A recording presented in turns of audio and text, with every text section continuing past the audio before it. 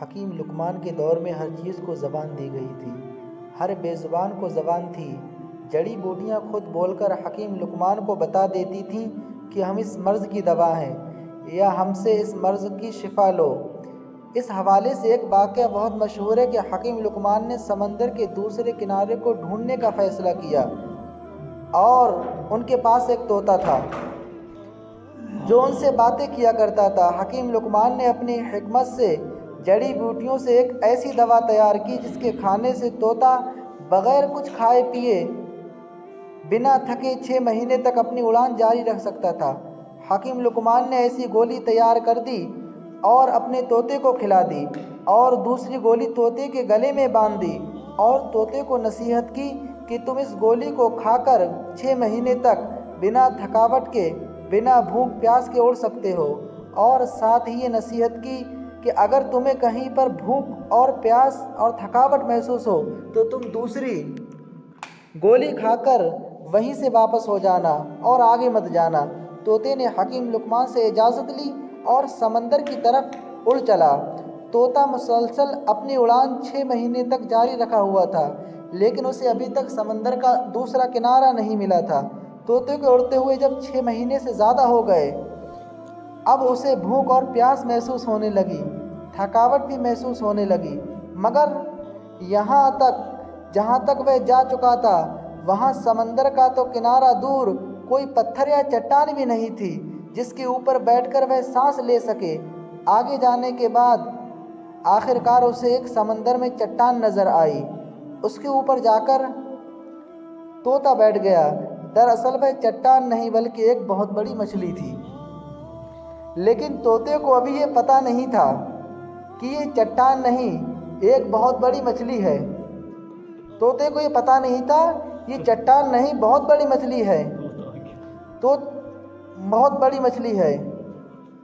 تھوڑی دیر کے بعد مچھلی نے تھوڑی حرکت کی تھی۔ طوطا بہت حیران اور پریشان ہو گیا، وہ یہ دیکھ رہا تھا یہ چٹان ہل کیوں رہی ہے۔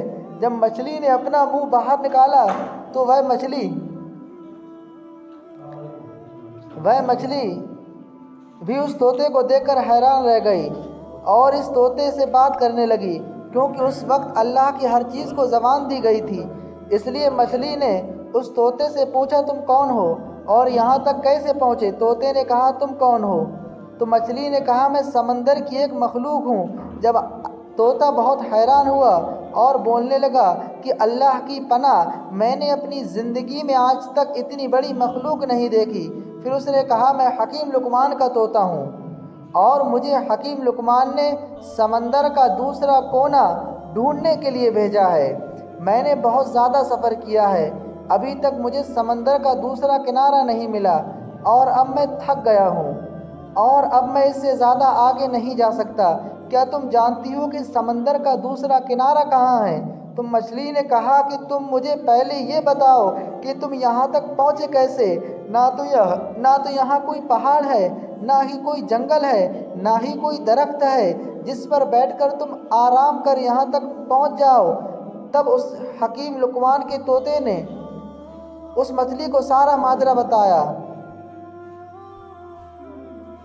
پھر مچھلی نے کہا میں یہ تو نہیں جانتی کہ سمندر کا دوسرا کنارہ کہاں ہے، یہ مجھے نہیں معلوم، لیکن اتنا کر سکتی ہوں کہ تم جہاں سے آئے ہو میں تمہیں وہاں پہنچا سکتی ہوں، کیونکہ اگر میں سمندر کے اندر جاتی ہوں تو بہت بڑی بڑی مچھلیاں سمندر کے اندر موجود ہیں جو مجھے کھا سکتی ہیں۔ طوطے نے کہا ٹھیک ہے، تم مجھے وہاں بھیج دو جہاں سے میں آیا ہوں۔ مچھلی نے کہا کہ تم میری پیٹھ کے اوپر بیٹھ جاؤ۔ طوطے نے ایسا ہی کیا، مچھلی کی پیٹھ کے اوپر بیٹھ گیا اور پھر مچھلی نے پلک جھپکتے ہی اس طوطے کو اس جگہ پر پہنچا دیا جہاں سے وہ چلا تھا۔ طوطا یہ دیکھ کر کہنے لگا کہ مجھے تو 6 ماہ لگ گئے یہاں تک پہنچنے میں اور تم نے تو مجھے پلک جھپکتے ہی یہاں پہنچا دیا۔ طوطا بہت حیران تھا اور سوچنے لگا کہ ابھی تو یہ مچھلی یہ بھی دعویٰ کر رہی تھی کہ اس سے بھی بڑی بڑی مچھلیاں سمندر میں موجود ہیں۔ طوطا حکیم لقمان کے پاس گیا اور جا کر اس نے سارا ماجرا سنا دیا۔ حکیم لقمان نے جب یہ سارا ماجرا سنا تو بہت حیران ہوئے اور اللہ کی بارگاہ میں سجدہ کیا اور کہنے لگے بے شک اللہ تو